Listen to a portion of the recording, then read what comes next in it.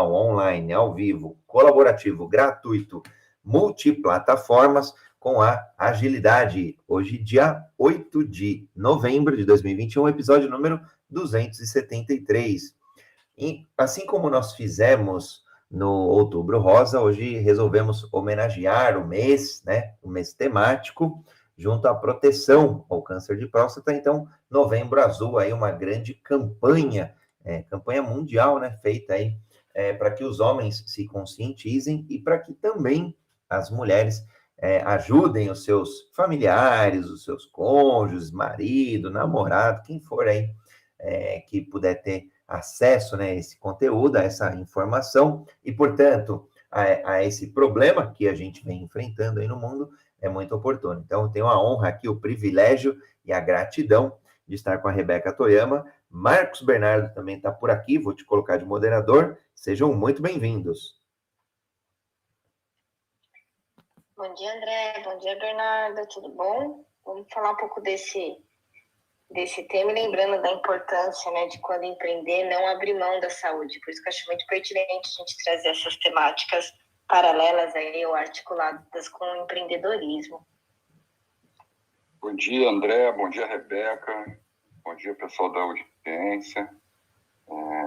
Vai ser bem legal trocar essa ideia com vocês, falar um pouco da minha história aí, e vamos que vamos. Bora, André. Bora lá, eu vou fazer minha audiodescrição, é uma prática aí nos aplicativos de voz, e depois a gente até recebeu um feedback bem bacana, que como o material aqui acaba subindo para os podcasts, né, através dos players aí preferidos, de cada um, a gente sobe para todos os players, aí as pessoas falam, nossa, vocês são um podcast aí que fazem audiodescrição, isso é muito bacana, porque acaba conectando ainda mais. Aí eu falei assim, olha, foi algo que a gente não previu, mas foi um efeito colateral aí positivo de fazer audiodescrição. Então, seguindo aí o bom hábito, eu sou André Sanches, homem cis, brasileiro, pele branca, olho castanho esverdeado, cabelo castanho, estou numa foto sorrindo, vestindo uma camiseta preta e um fundo azul degradê. Eu sou Bernardo, homem cis, hétero, branco, tenho 58 anos, uso uma barba um pouco grande, já branca, completamente calvo, uso óculos, estou vestindo uma blusa azul de braços cruzados e com fundo cinza. Rebeca, estou no fundo branco, camisa cinza, tenho o olhinho puxado por conta da minha ascendência nipônica, estou com cabelinho Chanel, sorriso, né? Sou mãe aí da Rebeca, do Davi, e estamos aí para falar de mais um assunto relevante. Começar a semana com o pé direito, André? Bora lá, começar com agilidade, como sempre, é o nosso tom, nossa pimenta, o nosso grande tempero aqui no programa, no Jornada Ágil 731, e obviamente toda segunda-feira a temática, o empreendedorismo, é um dos temas aí que a gente mais tem feito em imersões, e obviamente empreender nos negócios também é empreender na vida, e por isso a importância da gente empreender na área da saúde. E aí a gente tem a alegria de estar com o Marcos Bernardo aqui para compartilhar com a gente como é que foi a experiência, quais os medos, receios, como que isso acontece, né? O movimento Novembro Azul, ele começou em 2003, lá na Austrália, e a ideia era chamar a atenção para a gente se prevenir, para a gente diagnosticar, fazer o diagnóstico precoce aí de algumas doenças que envolvem a população majoritariamente masculina, claro, mas também envolve aí as esposas, as famílias, porque acabam sendo impactadas. Falo isso porque meu avô teve, minha mãe teve ali que cuidar, teve uma série de receios, porque era um tabu até então na nossa família, o câncer de próstata. Então, só depois disso que a gente começou a ter um pouco mais de informação, a ir atrás, a entender. Então, às vezes, felizmente deu tudo certo, né? Mas às vezes tem casos aí que acaba não tendo um fim muito bacana. Então, começando aqui já, provocando aí, Bernardão, como que foi para você, assim, um início da tua história, como é que você descobriu, em que momento que você estava, os familiares ajudaram, queria começar aí um pouquinho mais leve, para depois a gente pegar pesado aí, dado que os números, pelo menos por causa até da pandemia, números de diagnósticos, números de exames caíram drasticamente.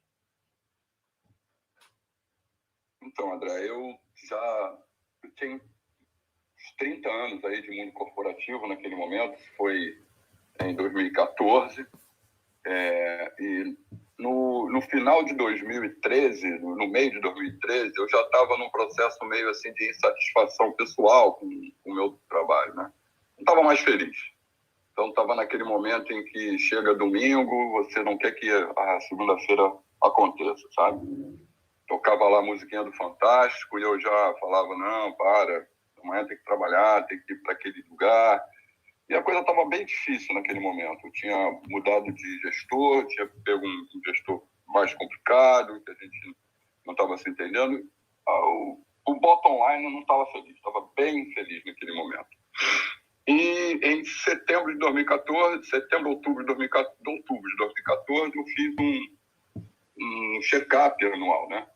Todo o executivo do banco onde eu trabalhava, obrigatoriamente todo ano. Eu já fazia desde os meus 40 anos. Naquele momento, eu estava com 51. E o PSA lá no exame de sangue veio alterado. E no próprio exame de check-up, houve aquele momento do exame de toque e o médico não achou nada. E aí falou, não, vamos esperar um pouco e tal, talvez tenha sido alguma coisa que alterou, você pode ter tido alguma coisa, tô de bicicleta. Eu falei, não, mas enfim, resolvemos esperar os 30 dias. E quando chegou em novembro, repetiu o exame e novamente o PSA alterado. E aí mais exame de toque, nada se encontrava no exame de toque. E aí decidimos fazer uma biópsia. Foi um momento mais... Na verdade, eu diria que eu acho que foi o momento mais complicado ali no início, foi esse momento da biópsia ali, porque é um exame um pouco mais intrusivo, e deu positivo. E eu tive apoio de tudo que é lado, né? Você estava perguntando apoio da família. Cara, eu vou ser muito sincero, André, eu acho que a Rebeca já conhece bem essa história. Naquele momento ali em novembro, eu olhei para o negócio e eu juro que eu tratei como se fosse um resfriado, sabe? Não me abalei, não fiquei com muito medo, encarei como se fosse uma coisa da vida. Nossa, meu pai teve, eu tinha 50% de chance de ter, aí a moedinha lá jogou pro alto e caiu para mim, né? E foi muito tranquilo nesse primeiro momento, mas muito tranquilo mesmo. E marcamos a cirurgia para fevereiro. Foi assim, eu tive nem um pouco de vergonha de falar isso. A primeira coisa que eu fiz foi voltar ao banco e chamar o meu time. Eu tinha um time de aproximadamente 30 pessoas no banco naquele momento. Chamei todo mundo numa sala de reunião. Aproveitei para dar um recado, né, para utilizar aquele momento como mostrar para as pessoas que não é uma tragédia, muito menos os exames, né? Os exames... Eu tenho uma história muito engraçada, eu vou aproveitar para contar aqui, porque os meninos sempre têm um pouco de receio com o exame de toque, né? E aí, a primeira vez que eu fiz esse exame, eu devia ter uns 40 anos, foi muito engraçado, porque eu fui também num check-up, e o médico mandou, não, fica aí de lado e tal, aí botou a luva, passou o gel lá, e aquela pressão. E aí o médico veio e fez um toque assim acho que não foi nem 3 segundos. Aí ele passou e falou, pode virar, pode subir a calça. Eu olhei para a cara do médico, mas doutor, já acabou?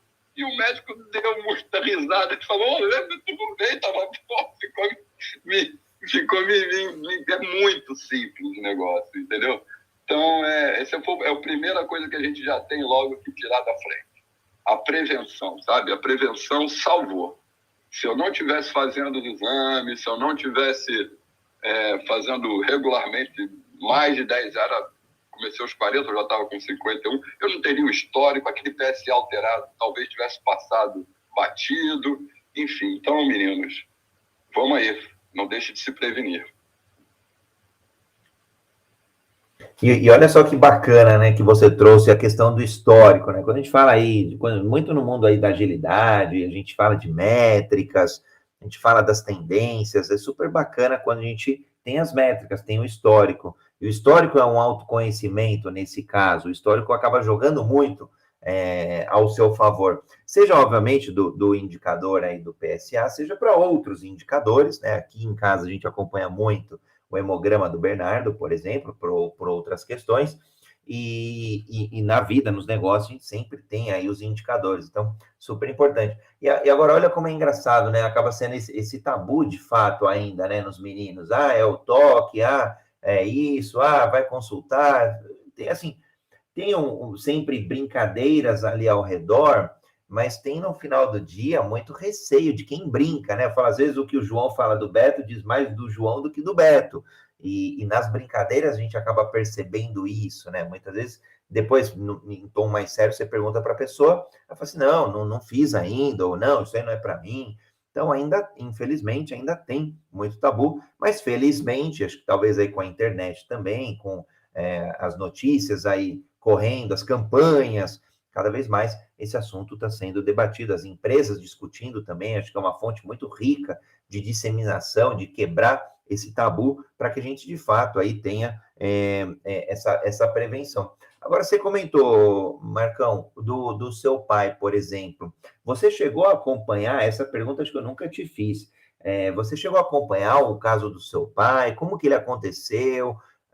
Depois, você sabendo, você fica com receio, porque aí você fala, poxa, eu tenho 50%, e como é que você convive com isso no dia a dia? É tranquilo, vou esperar? Como é que você lidou com esse fato?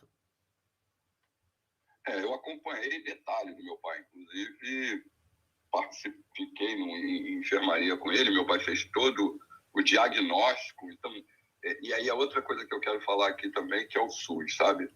A gente fala que o sistema de saúde é isso, o SUS é espetacular.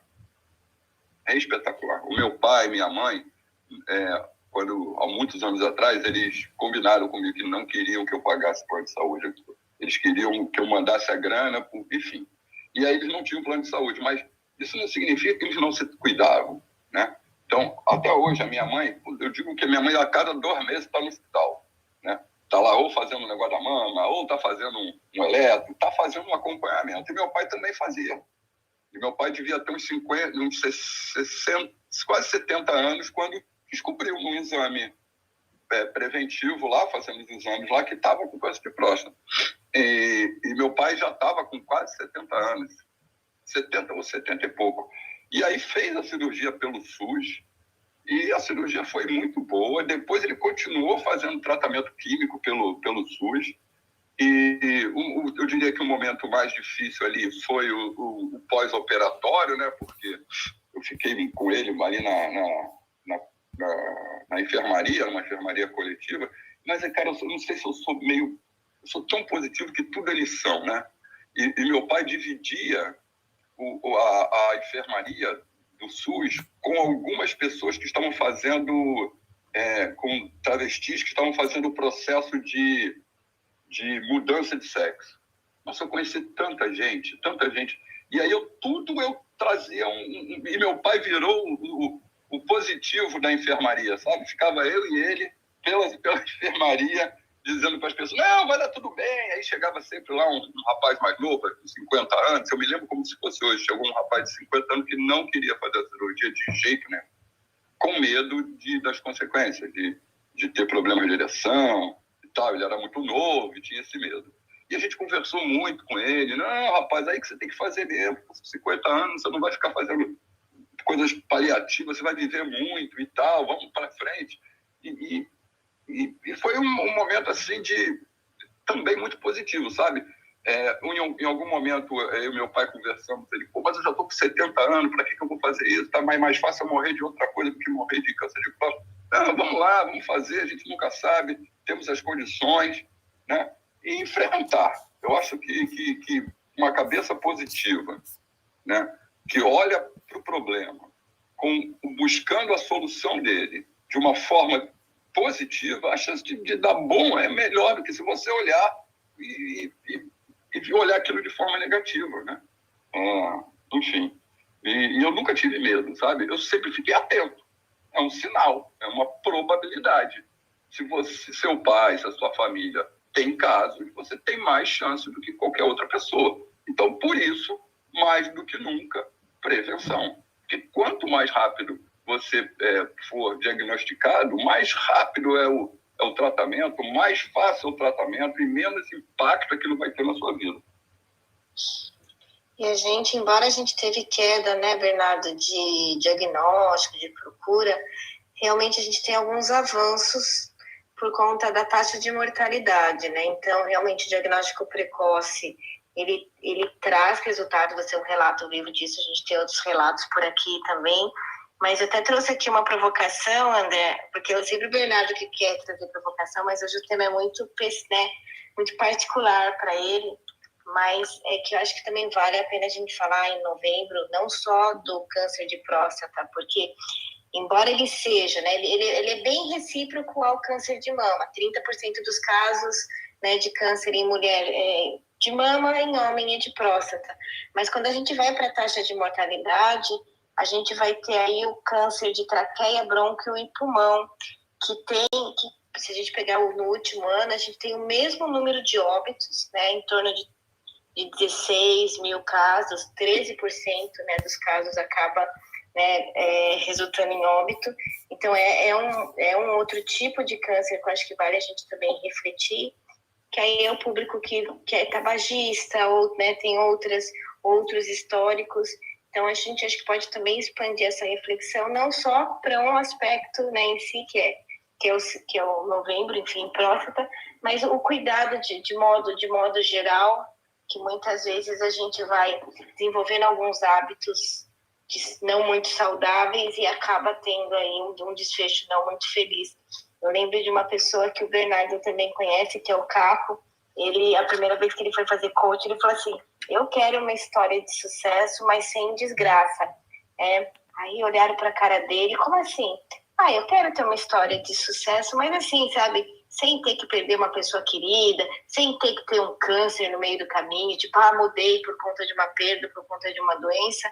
Então, acho que é um pouco dessa reflexão de hoje, de não só olhar, né, da cintura para baixo, né, olhar também, talvez, da cintura para cima, e como é que anda esses cuidados, porque o André provocou a questão, né, do papel da esposa, da mãe, enfim, da filha. Muitas vezes a gente se sente muito impotente, né, impotente na questão de saber que é importante e muitas vezes não ter ferramentas de convencimento, não ter ferramentas de argumentação para alguém que está nesse caminho do medo, do preconceito, né, ou da negação. Muitas vezes é muito mais fácil, enquanto profissional, mobilizar um homem, né, trazendo, né, um KPI, né, um indicador de, como o Bernardo trouxe, check-up para um executivo, colocar no planejamento do negócio, que uma vez por ano os sócios precisam fazer um check-up, né, para garantir a perenidade do negócio, mas a gente ainda não tem, enquanto mulher, né, fora da vida profissional, a gente ainda não tem muitos mecanismos ou ferramentas para fazer isso, né, com um irmão querido, com uma pessoa querida, né, e aqui momento desabafo feminino também. Por isso que eu falei, Rei, que é super importante o papel da mulher também. E acho que a mulher tem uma sensibilidade incrível, um tato incrível. Falo pela minha mãe, falo pela minha avó, pela Amanda. Ontem a gente comemorou 12 anos de casado. Eu vejo essa sensibilidade muito, muito maior, e lógico, estatisticamente, claro, empiricamente, é a minha avaliação. Então, acho que no trato, acho que acaba tendo uma facilidade de conectar, de entrar no assunto mais do que o homem. O homem é aquela figura, às vezes, um pouco mais durona, mais macho, não vou discutir esse assunto. E foi super bacana que você trouxe outros tipos de câncer. Eu lembro, quando eu era muito criança, meus pais fumavam, né? E era uma coisa que eu via na TV. Olha como marca, né? Para mim, eu lembro as cenas até hoje, as atitudes que eu tinha. Eu via os meus pais fumando e eu odiava isso, porque no meu subconsciente ficava lá, poxa, eu vejo o comercial, aparece lá um determinado cigarro, em geral, né, carros, todo aquele luxo, status, glamour e tudo o que a indústria tabagista colocava naquela época lá no comercial, e ao final aparecia lá um monte de desgraça. Eu falei assim, caramba, não é o que eu quero para os meus pais. E aí eu era arteiro, eu pegava e escondia, assim, em algum momento eu me rebelei ali um pouco mais e começava até a desrespeitar, porque eu pegava massa de cigarro, escondia, jogava no lixo, quebrava cinzeiro, jogava água, eu dava um jeito ali de causar algum terror para chamar a atenção, mas no final do dia, sei lá, devia ter uns 10, 12 anos, eu queria só chamar a atenção para o tema, para que eles se importassem e talvez reduzissem, sei lá, mudassem a estratégia, não deixassem os filhos verem. Naquela época até era mais comum, né, se fumar dentro de casa, fumar no ambiente de trabalho, dentro do carro, enfim. Então, eu, pelo menos, tenho essas memórias aqui fotográficas. E é muito bacana quando você traz, aí, sob a ótica do empreendedorismo, olha, por que os sócios também... Porque a gente monta uma sociedade, monta uma empresa, um gestor ali, tem uma equipe, no final do dia é para cuidar de pessoas, é para ser uma jornada bacana e duradoura. E quando a gente fala de duradoura, tem essas questões da saúde. Então, é bem bacana. E o recomendado, não lembro aí se o Marcos, na época, depois você fala para a gente, Marcão, eu lembro que instituições em geral falam aí para fazer o exame, o famoso check-up anual. E no caso do câncer de próstata, eu li alguns artigos que o pessoal até recomenda, dependendo ali talvez das características, fazer a cada 6 meses, justamente para ter esse histórico aí um pouquinho mais próximo e justamente por conta da variação, né, do PSA, e desse antígeno aí prostático. Então, não sei se você, em algum momento, fez um pouco mais, um pouco menos, teve esse ajuste, né? A gente sempre fala de inspeção e adaptação como agilidade. Se você falou, olha, dado que meu pai teve, eu vou aumentar aqui a frequência, não, vou manter os exames, vida que segue, como é que foi? Não fiz, não. Eu fiquei no by the book, lá no Business as Usual. Era anualmente e tal. E eu acho que isso tem um pouco a ver também com um pouco disso que a gente estava falando do ser masculino, né? A gente, às vezes, acha que nunca vai acontecer com a gente, sabe? Os homens têm essa coisa né, tem que ser forte, não pode chorar, não cuida da saúde mental, não faz exame, para quê? Deixa, né, acha que é um super-homem, né? Porque talvez isso tenha um pouco a ver com esse estereotipo da gente achar que tem que ser super-homem, tem que ser imbatível, tem que ser forte. E de alguma forma, internamente, você se cuidar de pequenos detalhes da sua vida, mostra que você não está forte. O que não faz nenhum sentido, né? Seja inteligente, né? Ser inteligente é ser forte, sabe? Mas, não, eu fazia anualmente, mas sempre muito atento, né, André? Inclusive, eu nunca tinha tido nenhum sintoma, porque zero, o câncer de próstata por si só já é quase que assintomático, né? E tinha que ficar de olho. Eu fazia só anualmente mesmo. Agora, por falar em sintomas, você teve alguns, foram leves, como é que foi, né? Historicamente tem alguns aí, pelo menos na literatura, a gente olha, tem aí dores ósseas, dor ao urinar, uma maior frequência. Nada, absolutamente nada, zero. Não tive nenhum sintoma. Fantástico. Bom, descobriu mesmo pelo check-up. Show. Vou comentar então dos principais sintomas para todo mundo aí que estiver nos ouvindo. Aliás, quem estiver nos ouvindo, que quiser contribuir com o tema, é só levantar a mão. Quem estiver por aqui no Clubhouse, no Green Room, quem estiver nos ouvindo aí nas demais mídias sociais, é só postar um comentário que a gente integra aqui tudo junto e misturado. Estava comentando então dos sintomas, né? Às vezes dores ósseas, dores ao urinar, vontade aí mais frequente também de ir no banheiro e presença de sangue, né? Seja aí na urina ou no próprio sêmen. E como fator de risco, você comentou, né, Bernardo? Poxa, meu pai já tinha, então eu já tinha cravado ali 50%. Então, de fato, histórico familiar, né, de câncer de próstata, seja para o pai, irmãos, tios, e quem mais esteja ali nesse núcleo familiar, tem um fator de risco aí adicional. E eu não sabia, mas fazendo aqui um pouco da pesquisa, homens negros têm maior incidência nesse tipo de câncer, isso eu não sabia.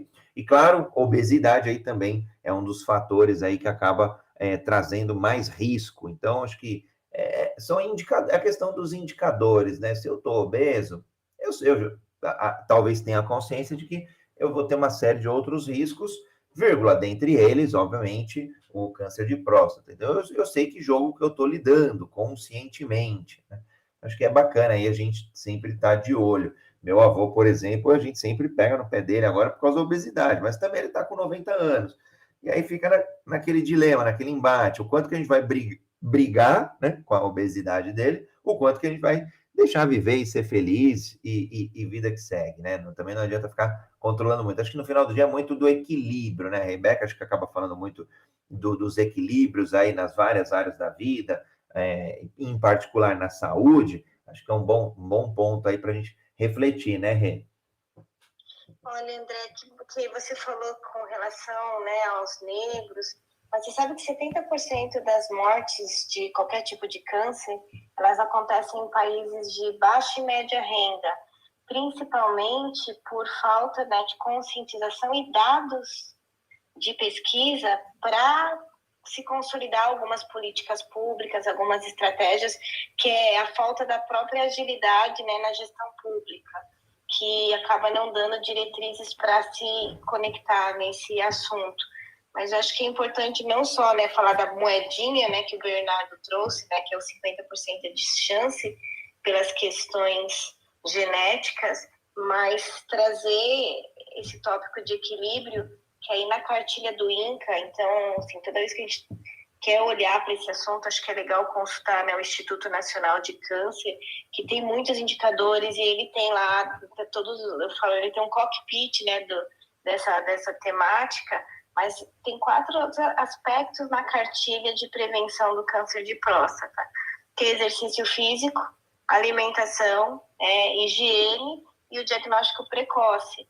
Então, existe um movimento, né, protagonista, né, existe um movimento que os homens, e já que a nossa temática hoje são os homens, que eles podem inserir para trazer isso, né, não ter essa questão da fatalidade, meu pai teve, meu avô teve, eu provavelmente vou ter. Muito pelo contrário, já que, né, eu tenho um histórico familiar, eu posso tentar reverter isso agora até por conta, né, dos que vêm depois de mim. Então, nesse equilíbrio, a importância, sim, a gente tem que trazer muita performance para os nossos negócios, impactar o mundo, mas a gente não vai impactar o mundo se a gente não estiver bem.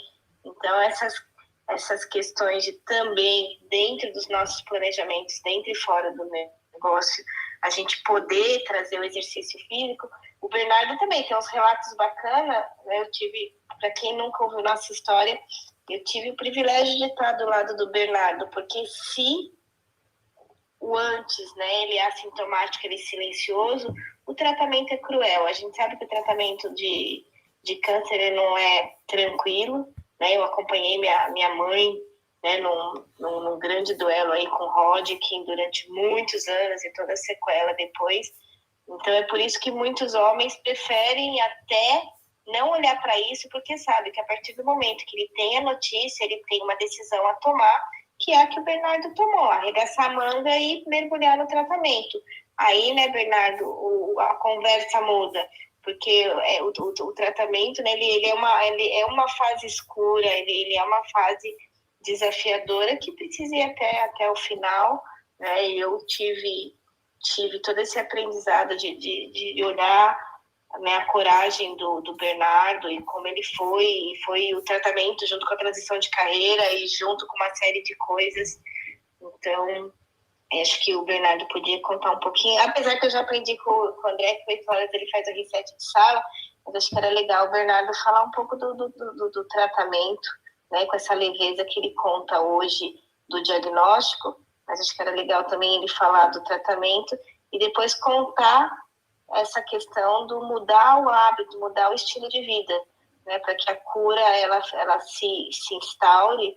Existe toda uma mudança, não só de pensar, mas de agir no mundo também. Legal, Rê. Já abro aqui a palavra para o Bernardo. Não é uma obrigatoriedade, não, o reset de sala, mas a gente acabou aprendendo que é uma boa prática, porque como é uma sala aberta, muitas vezes as pessoas vão entrando e saindo e acabam entrando pessoas novas, então é como se a gente colocasse a par da discussão que está acontecendo.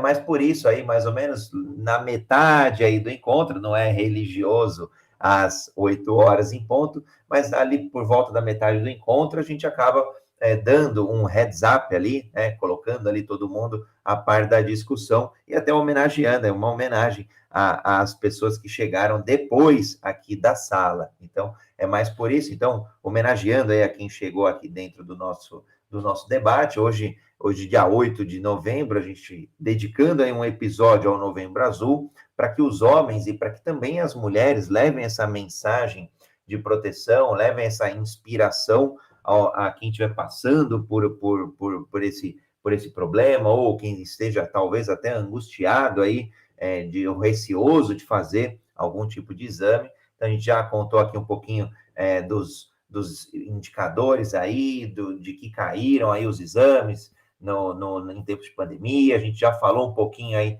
dos fatores de risco, já falou dos sintomas, já viu a história incrível aí do Marcos Bernardo, com a passagem dele, a descoberta, depois a abertura no contexto corporativo, ele já falou, comentou aí também de ter, né, o pai aí também com a mesma doença. Então, é bem bacana porque a gente vai aprendendo ali, a gente vai entendendo como que a coisa vai funcionando. Então, agora sim, abrindo aí para o Marcos Bernardo dar continuidade, da provocação da Rê, vamos seguir em frente aí. Então, e aí, como eu estava contando, chegou em fevereiro de 2015, eu fiz a cirurgia. Ao final da cirurgia, o cirurgião, meu médico, chegou para mim e falou: Bernardo, olha, estava muito superficial, a gente fez uma prostatectomia radical, tiramos toda a próstata, a cirurgia foi muito bem e tal. Eu diria para você que você tem 98% de chance de estar curado. Aí, mais 2 meses de pós-operatório, voltei para o trabalho, fazendo o acompanhamento lá, né? E aí voltei para o trabalho por volta de meio de maio de 2015. E fazendo o acompanhamento, quando chegou em julho, o PSA voltou a subir. E aí o próprio cirurgião ficou assim, sem entender o que estava muito acontecendo, que a probabilidade era muito pouca e tal.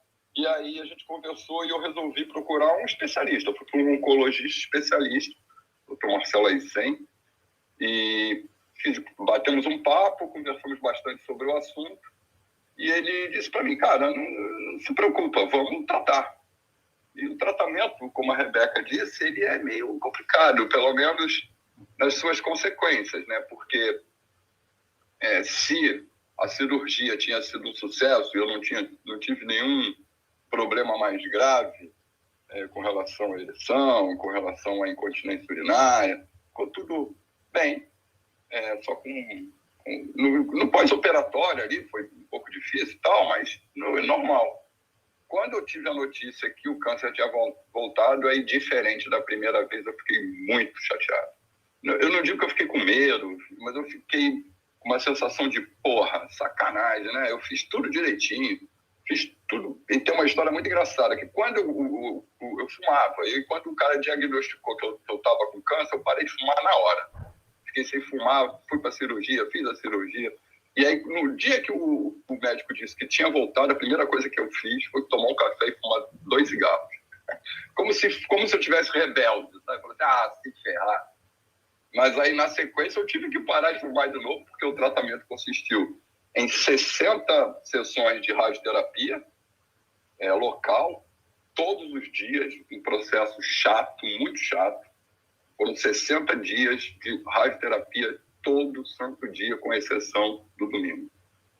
E todo um preparo, porque você tinha que estar com a bexiga cheia, e aí não podia a bexiga cheia e o reto sem nada, e às vezes você chega em uma coisa meio constrangedora, né, que você chegava no hospital todo pronto para fazer o negócio, aí a enfermeira: olha, você precisa ir ao banheiro, não dá para a gente fazer, aí você tem que ir ao banheiro, e aí, enfim, um momento chatinho ali. E Mas foi nesse momento que eu me afastei novamente do banco, e aí eu acho que é aí que tem uma coisa legal. Porque o que aconteceu? Quando eu me afastei do banco, e no meio desse tratamento, o tratamento durava 2 horas, se fosse contar deslocamento, 3 horas por dia. E o que eu fazia com o resto do dia, né? Pô, não estou trabalhando, e foi a primeira vez na minha carreira inteira que eu ficava sem fazer nada, sem trabalhar. E aí eu estava... Sem qualquer obrigação, né, Bernardo? Sim. O que eu podia ter feito ali naquele momento, né? Eu sou um coitado, estou fazendo um tratamento, aí ficar o tempo todo com aquela vibe de tadinho. Eu falei, não, peraí, como é que eu uso isso ao meu benefício? Como é que esse câncer pode me dar alguma coisa boa? O que eu tiro de bom nisso? Qual é a primeira coisa que eu ganhei com esse câncer, além do seu câncer? Tempo. O que eu vou fazer com esse tempo? E aí foi quando eu procurei a Rebeca, foi quando eu resolvi que eu ia estudar, que eu fui estudar filosofia, fui fazer formação em coaching integrativo, fui estudar neurociência, comecei a trabalhar com... na minha cabeça, esses 50% aí, que é aquela moedinha, alguma coisa fez cair do meu lado. E para mim tinha muito a ver com a minha infelicidade, com a minha insatisfação no trabalho, com o meu estresse diário do mundo corporativo, de não estar mais no meu lugar ali, de não me sentir potente, né? E aí eu falei, não, peraí, eu tenho que arrumar outra coisa para fazer. E aí comecei a trabalhar com atletas, mentoria de atletas, trabalhando com carreira de atleta. Eu falei, não, será que aqui dá? E aí eu fui estudar, usar esse tempo de alguma forma. E aí entra outra coisa, que é a minha rede de apoio, né? As pessoas que estavam no meu lado e as pessoas que eu procurei nessa época para ajuda. O meu oncologista, a minha mulher, a Rebeca, a minha mestra da neurociência, o meu amigo Acário do poker. As pessoas olharam para mim não com um olhar de pena. Ai, tadinho do Bernardo. Não, porra, olha lá, vamos, caralho. Vamos fazer alguma coisa. O que você quer fazer, mano? Estamos contigo, vamos aí. O que você quer? E aí esse apoio da minha rede de amigos, amigos que eu construí nesse momento. E o Acário conhecia, tinha 6 meses. A Calatier, eu tinha 1 mês que eu resolvi estudar neurociência para entender como o meu cérebro funcionava, como os comportamentos.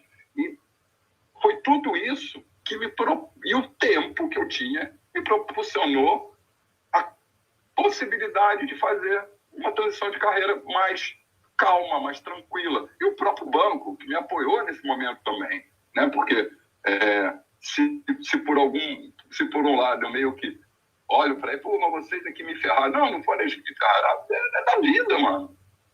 Eu escolhi estar ali. E nesse momento o banco me apoiou demais. Eu fiquei fora do banco 1 ano e meio fazendo tratamento. Porque na sequência do tratamento da radioterapia, que foi bem duro, você ficava errado, você ficava sem vontade de comer, tinha que comer, você perdia muita energia por causa da radiação, tive problema nos dentes, enfim, várias pequenas consequências que precisavam ser enfrentadas. Eu acho que o ponto é esse. Se tá lá, mano, não tem que você vai ficar fugindo do bagulho. Tem que enfrentar. Porque se você foge, o que pode ser bom isso? Né? Se você enfrenta, pode ser melhor, né? E outro dia eu sempre digo, né, que um câncer salvou a minha vida, né? Porque graças a esse câncer de próstata, eu tive tempo, eu conheci pessoas incríveis, eu olhei mais para dentro de mim para descobrir um pouco mais quem eu era e percebi que eu tinha uma rede de apoio incrível, que nada podia dar errado. Nada podia dar errado. Nada podia. Já tinha dado certo. Nada ia ser ruim, né? E através desse processo eu consegui mudar de carreira, consegui construir relações incríveis, consegui me fortalecer como ser humano, me tornei uma pessoa um pouquinho melhor do que eu era, né? E aí entrou no tratamento químico, que aí vem, né, o tratamento químico tira toda a parte da libido, e aí tira vontade de sexo, tira, né? E aí vem a minha esposa, que também compreendeu esse momento, me abraçou nesse momento, né? E a minha esposa é 18 anos mais nova do que eu, uma menina na época. Na época não, continua sendo uma menina para mim, né? E, pô, ela foi incrível. Só me empurrou para frente. Então, essa coisa da rede de apoio é muito importante. Se agarrar com as pessoas que fazem diferença na sua vida. Muito bacana, Marcão. Agora, você chegou a ver alguma, ou a sentir alguma pessoa que tenha ficado com pena, ou com aquele olhar? E isso passou aí durante mesmo seja no hospital, por exemplo, com a quimioterapia, ou depois com a radioterapia. Você percebe que as pessoas ainda têm um pouco desse senso aí de, coitado, de ver na outra pessoa uma vítima aí da situação? André, olha só, eu não sei se por conta da minha good vibe, que eu sou um cara muito good vibe, eu não percebia isso. Né? Muitas vezes eu até evitava, eu tinha até um momento de falar com esse receio do outro ter esse olhar para mim, sabe? De olhar para mim, Bernardo, que coisa, que chato. Eu senti isso um pouco nos meus colegas de trabalho. Quando eu precisei no banco, os caras cadê o Bernardo? Cadê o Bernardo? Eu sempre fui muito falador, então muita gente me conhecia e tal. Aí eu sentia que as pessoas olhavam para mim. Na verdade, as pessoas ficavam surpresas. Eu senti mais aquela olhar assim, nossa, você tá com câncer ou tu tá enrolando? Sabe qual é? Mas eu não me lembro assim de ter percebido algo muito forte de um olhar assim, pô, tadinho, sabe? Teve muito afeto, isso teve. De pessoas me darem grandes abraços, de pessoas, né, olharem para mim, pô, se precisar, tô contigo. Agora, pena, não, talvez por conta de como as pessoas me viam naquele momento. As pessoas se surpreendiam. As pessoas olhavam para mim, mas como assim? Você está com câncer? Mas como é que está o tratamento? E aí olhava para mim com aquela cara boa, né? Mas como é que não pode? E aí, enfim, o que eu senti mais às vezes foi até um julgamento de assim, pô, mas peraí, tem alguma coisa estranha nisso, sabe? Tipo, pô, será que tá enrolando? Será que é mesmo, né? Porque você está num alto astral enfrentando, e a gente tem esse histórico de que doença é aquele ambiente, ou a pessoa mais deteriorada, claro que eventualmente fique, mas isso também já não é um pré-conceito que a gente cria de doenças?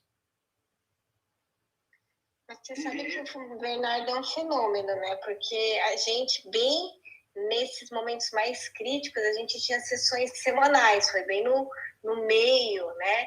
E assim, não lembro do Bernardo ter cancelado uma sessão, independente do que tivesse acontecendo naquela semana, naquele dia. Às vezes, André, ele chegava assim, cinza, que é uma consequência do tratamento. Aí ele chegava, né? Às vezes as nossas sessões demoravam muito, porque, lembra, Bernardo, tinha que ser bem perto do banheiro, né? Porque ele falava, olha, a hora que eu senti vontade, eu preciso sair da sala. Eu falei, tá tudo certo, tá tudo bem, não importa o que a gente estiver fazendo, sai.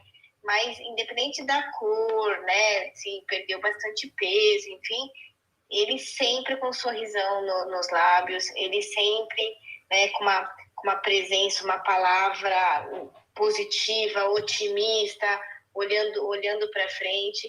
Então, assim, se não fosse realmente, né, a aparência em alguns momentos que estava mais fragilizada, o Bernardo foi tocando o bumbo, quer dizer, o travesseiro dele, né, a cama dele deve ter segurado muita coisa, mas para o mundo de fora, o Bernardo estava lá firme e forte, semanalmente, né, e olhando para frente, sempre. E olha só, o Leopoldo aqui falando também nesse aspecto, aqui via LinkedIn, já ouvi falar que ser positivo é tóxico. E aí a definição dele, né? Ser positivo não é ignorar o problema, mas é acreditar na cura, na solução. Ser negativo é que é tóxico. Então, aí traz o contexto religioso, então todos os milagres Jesus Cristo falou, a tua fé te salvou. Precisamos primeiro acreditar. É tão forte que ganhou até é tão forte que levou até um time daqui a ganhar uma Libertadores, mesmo não tendo tanta competência no estágio onde todos gritavam, eu acredito, o time venceu. Aí, então, acho que é muito do que o Bernardo trouxe, né? Ele acreditava, sim, no 50%, e o percentual que fosse ali de cura, o percentual que fosse ali jogando ao favor, no limite, se tem 0,001%, a gente tem que acreditar, a gente tem que lutar, tem que batalhar para que esse percentual, por mais que seja pequeno, se converta num resultado positivo. Então, André, mas eu sempre fujo um pouco dessa coisa de, puta, olha só como eu fiquei cinza, como a Rebeca falou, né? Eu perdi peso, eu fiquei cansado, eu sou um cara muito enérgico, né? E aí, às vezes, essa energia faltava. Eu queria fazer mais coisa do que eu estava aguentando fazer, então, às vezes, eu ficava bem tristinho, né? Mas eu acho que a palavra para mim é mais aceitação do que é, enfrentar o real, o que é, né, e o que é realidade. Aí a gente pode entrar numa questão filosófica que vou ficar 10 anos falando o que é real, o que não é real. Mas para mim, o que era real naquele momento? Você está doente, você precisa se tratar. E a partir desse momento, se você fizer isso com intensidade, com uma cabeça focada no que você precisa fazer, seguindo o processo, seguindo quem entende do negócio, né? Eu me lembro que hoje eu sou amigo do meu oncologista. O meu oncologista me leva para dentro do consultório do trabalho dele para conversar com pessoas que estão com câncer, fazer trabalhos lá de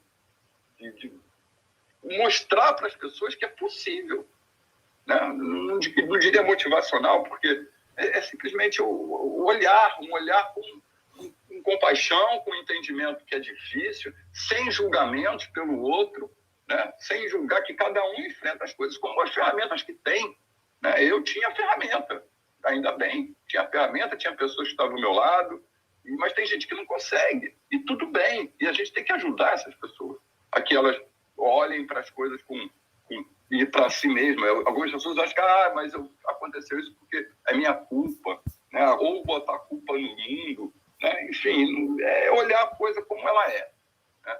E sair um pouco eu não gosto muito desse lugar assim de herói, porque parece que eu fiz algo que é extraordinário, e no fundo eu só consegui fazer porque eu tinha pessoas, porque eu tive condição, porque tem muitos porquês, né, para eu ter conseguido viver isso dessa forma, né?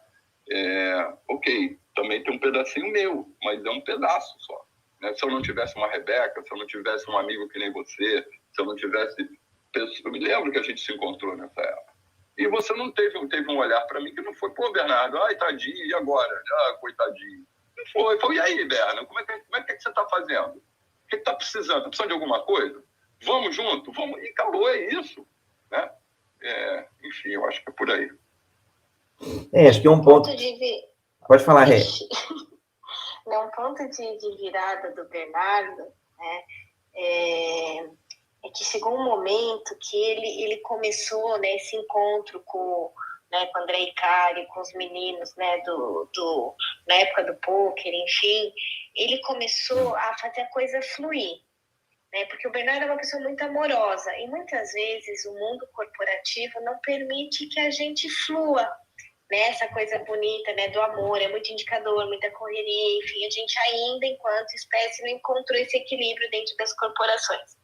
Só que o Bernardo, quando se afastou e começou a se aproximar desse público, o Bernardo não tem filhos, né, e então ele tinha muito amor dentro dele, né, e muitas vezes tem, né, filosoficamente, né, que câncer está relacionado ao não fluir a amorosidade, os sentimentos, enfim. E aí aconteceu uma coisa mágica, que eu fui vendo que o Bernardo conseguia transbordar tanto amor para esses meninos, e é o que ele faz hoje muito bem feito com esses esportistas, né, de jogos eletrônicos, enfim. E aí a cura dele, né, nesse segundo momento que teve essa recaída, aí rever tratamento, aumenta a sessão de quimio, aumenta a sessão de rádio, ele teve esse encontro com esses meninos e começou a fazer isso, né, contribuir com a jornada deles, transbordar toda essa amorosidade que ele tem e a coisa foi, né, acontecendo. E hoje, aqui, revisitando toda essa história aqui nessa conversa, eu acho que o ponto de virada do Bernardo foi isso, ele conseguir fazer esse transbordamento que ele faz até hoje, muito bem feito, de forma profissional, de forma muito séria, né, de contribuir, né, de agregar com os outros. E aí, Bernardo, eu fui vendo, né, que seu caminho foi se fazendo nisso. A hora que você encontrou uma forma de transbordar você mesmo para o outro, né? O que nem sempre dentro de uma grande corporação a gente consegue, a gente sabe que é desafiador. Então, acho que é aí que começa realmente o processo de cura de verdade, né? O que eu ia comentar, bom, é incrível ver esse reencontro aí do Bernardo. Claro, a gente teve vários encontros e reencontros depois, e mantemos ainda a amizade, mesmo ambos, né, não estando ali na mesma instituição, já no mundo corporativo, inclusive, eu diria, eu também não estou mais no mundo corporativo, embora eu trabalhe com o mundo corporativo, eu não estou vivendo 100% do meu dia, todos os dias, no mundo corporativo, que tem suas vantagens, desvantagens, enfim. A ideia não é esse debate, mas é bem bacana quando eu vejo, assim, no Bernardo esse reencontro, né? E tem uma jovialidade ali nele, óbvio, por força do óbvio, aí, a energia que ele falou, mas nessa molecada jovem aí, que vem desse mundo dos games, é um mundo aí bem apaixonante, o mundo que você tá, e que eu acho que é uma troca muito rica, né? De você com eles e deles com você representando aí a sabedoria, o conhecimento, a experiência, e essa turma aí é adrenalina, energia, uns porra louca às vezes, e vão viajar para cima e para baixo, vão ganhar campeonato, então acho que é uma alquimia muito positiva. E o que eu queria destacar, que o Marcos Bernardo trouxe na fala anterior, é justamente essa mentalidade de crescimento, essa mentalidade ágil que a gente considera, de independente do desafio, aí eu aceito, eu topo, e depois eu vou ver as consequências. Não vou perder tempo lidando com por que logo eu, se vitimizando. Não, tá bom, já entendi aqui o jogo, recebi o diagnóstico, beleza, próximo passo, vamos lá, o que precisa? E vou seguir. Em janeiro desse ano eu quebrei o ombro e aí dei super sorte ali de pegar no plantão do hospital um especialista de ombro e de cotovelo.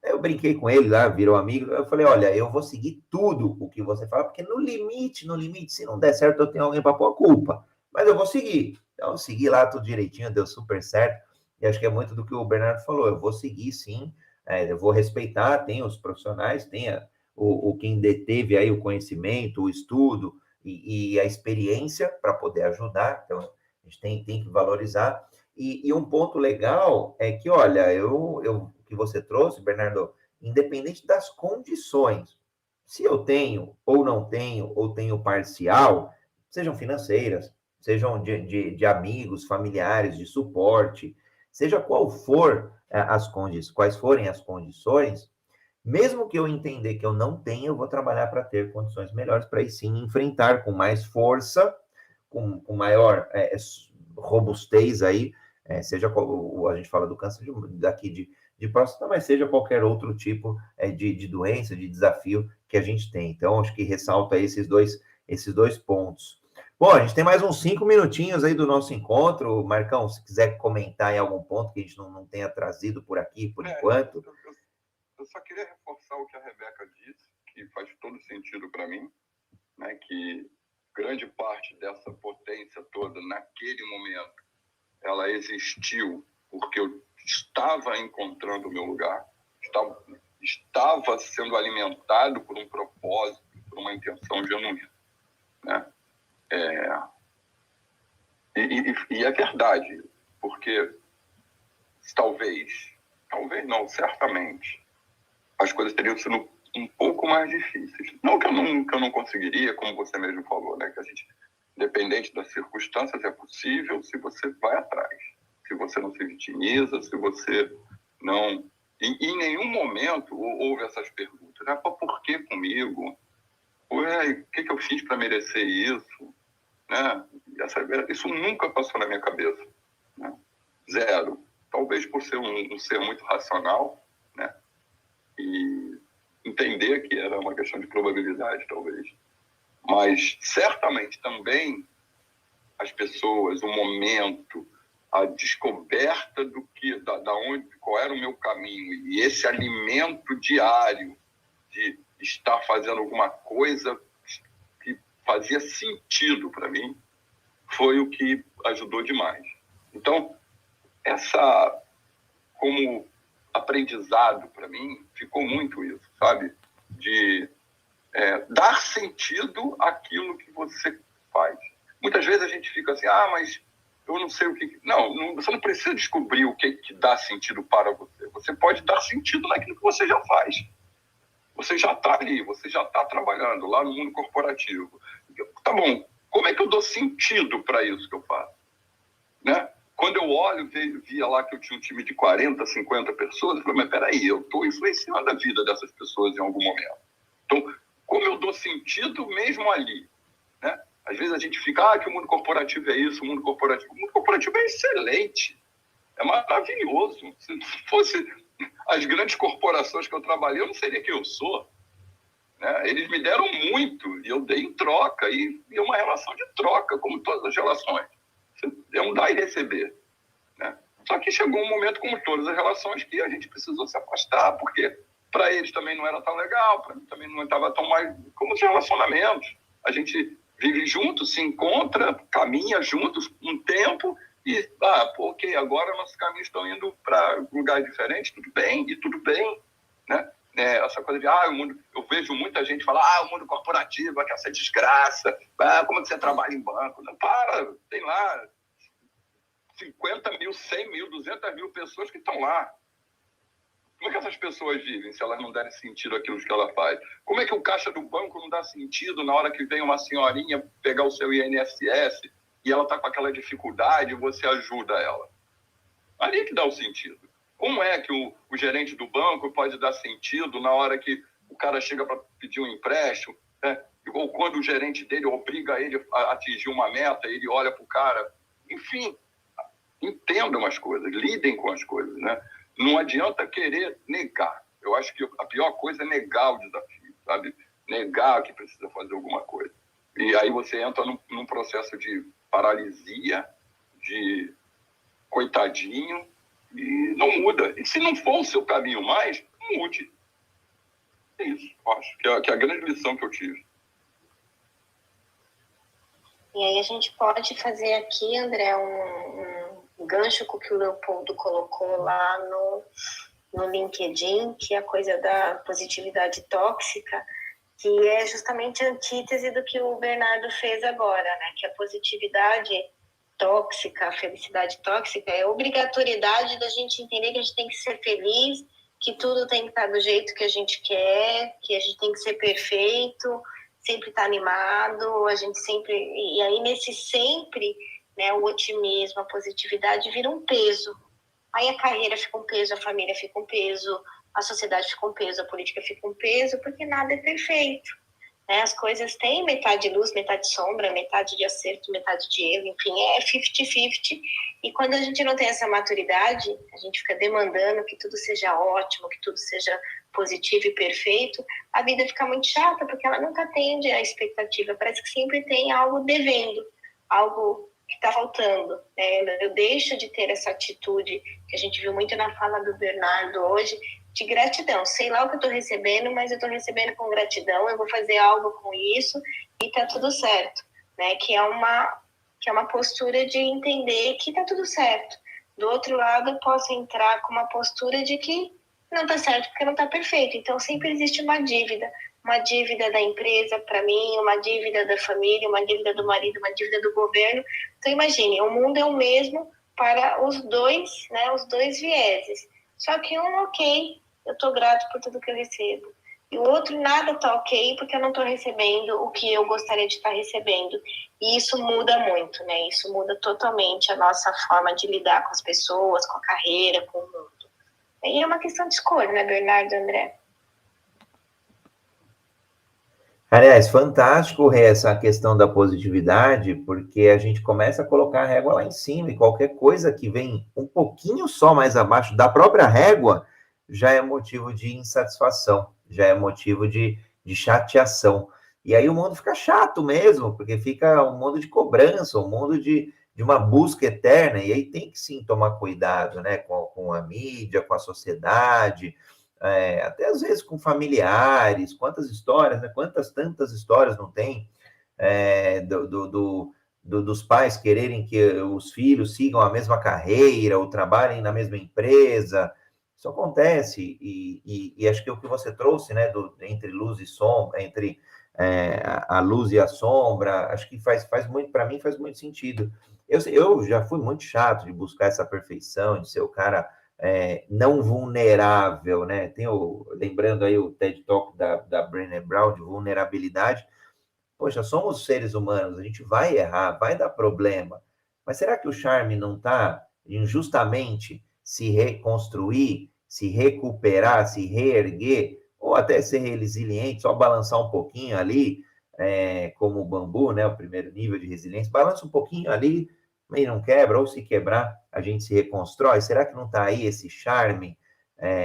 E acho que o que o Bernardo traz, por isso que eu acho apaixonante ter o Bernardo sempre por perto, olha, eu recebo essa informação, recebo com gratidão, e depois vamos ver o que vai dar. E aí a jornada. E ratificando, o mundo corporativo é fantástico. Eu tive uma passagem também incrível, eu lido com pessoas no dia a dia do mundo corporativo, eu ajudo o mundo corporativo a crescer, a prosperar, a ter essa mentalidade, essa cultura de agilidade. É apaixonante. O que acaba sendo ruim é justamente o que o Bernardo trouxe aí, das distorções, né? Que acontecem também justamente por sermos humanos.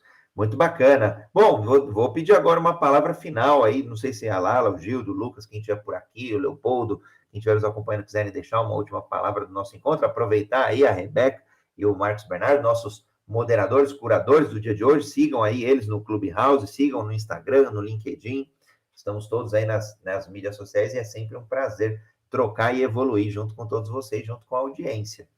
Agora, quiserem deixar aí também, Rei e Bernardo, uma palavra final do nosso encontro de hoje? Eu só quero agradecer, vou pedir para vocês um pouquinho de paciência, eu estou aqui em Gavle, na Suécia, e eu tenho um jogo daqui a 30 minutos, estou aqui com os meus meninos, como disse a Rebeca, que me dão essa alegria, essa potência toda, e vou sair correndo aqui, que já estão me xingando lá embaixo, me perguntando cadê eu. Tá bom? Beijo grande para vocês, foi um prazer incrível e contem sempre comigo. Gratidão e honra, meu querido amigo, e quebra tudo lá com a turma. Eu acho que a palavra gratidão é bem, bem pertinente e acho que chamar a atenção da importância de cuidar-se para que a gente possa servir, né? Ninguém vai conseguir realizar propósito no mundo, servir ao outro, se adoecer, porque aí a gente vai para uma outra posição de quem precisa ser cuidado, né? E, então, acho que vamos terminar aqui com a palavra autocuidado, André. Beijo, linda semana para todos. Muito bacana, Rei. E na linha do cuidado, né, que a gente fala, o Leopoldo fala muito sobre servir, né? A gente está aqui para servir, Jornada Ágil está aqui para servir com agilidade, levando o ágil aí às pessoas, às empresas. Hoje, obviamente, um tema aí muito importante para que a gente tenha, assim, cuidado com esse tema, tenha cuidado com os nossos entes queridos, com os nossos familiares, com as nossas equipes também, né? Também é um problema aí das empresas, do mundo corporativo e do mundo que a gente queira falar, porque no final do dia é um mundo de pessoas. Se elas estão empreendedoras, se elas estão numa empresa, são empresários, se são estudantes, se estão no mundo corporativo, pouco importa. No final do dia, a gente está sempre servindo para alguém, cuidando de alguém, em alguns momentos também sendo cuidado. Então, que a gente tenha cuidado nesse tema, muito bacana. Gratidão ao Bernardo por todo o conhecimento, experiência, por toda a inspiração, sim. Rebeca, você também. Lala, Gildo, Lucas, a quem passou por aqui e a quem estiver nos ouvindo também no podcast Universo Ágil, uma gratidão e uma honra contar com todos vocês. Beijos e abraços e nos vemos amanhã no Jornada Ágil 731, seu encontro diário e matinal com a agilidade. Valeu, Rei, valeu, Bernardo, valeu a todos. Beijo. Segundou.